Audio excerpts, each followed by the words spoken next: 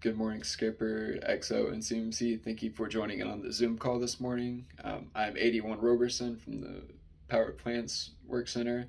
I'm just going to be giving a quick and thorough presentation on some of the issues that we have been having in the shop and some of the ways that we are going about correcting these issues so that way we can stay on top of our mission readiness and executing the flight sorties that we need to complete for this quarter.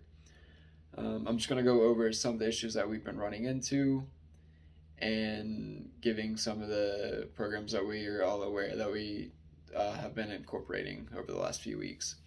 Um, so for some of the aircraft that we've been working on, we have been doing a lot of rework that has been required. So I was going through and talking to some of the other leadership here in the shop of finding some of the ways that we've been doing, and we're going to go over that now. One of the processes that we went through to help find some of our shortfalls is using the theory of constraints, finding what our bottlenecks are so that way we can move past those and continue moving on forward with the mission. One of our big things that has been hurting us is manning and qualifications. We have a roughly 35 personnel in the shop, and about 50 of those are qualified to where they need to be, 50% of those. We have about 30% of the work center on leave, and that has also been dampening with a lot of those qualified bodies being on leave at one time. Um, so that's one of the big constraints that we've been dealing with that has put the big backlog on us. What we're doing is we've been pushing and reviewing everybody's qualification records to see if they are close to being ready and aren't just doing that final step or two. We have routed about 4 or 5 different qualifications in the meantime to get them caught up to where they need to be. And we are also pulling from other work centers that have qualified bodies to be able to supplement our manning. What myself and Chief are doing are going through, looking at the workloads, pushing those through, and breaking through any waiting delays if routing is waiting at someone so we can get through. Here in about another week or so, we're going to relook at that and continue on with that process.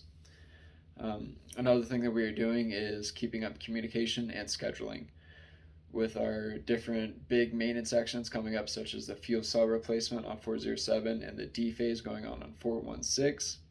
We're going through our phase sequence cards, which is the equivalent to the critical path method, going through and making sure that everything is done in the order from the most important. Because after doing this for the 7 years, we realize that some of these things take longer. A lot of people like to go for the low-hanging fruit. So we're making sure that we're following those cards to get the bigger items first that take the longest, so those can be worked on throughout the time, and these quick, short ones can be done here and there.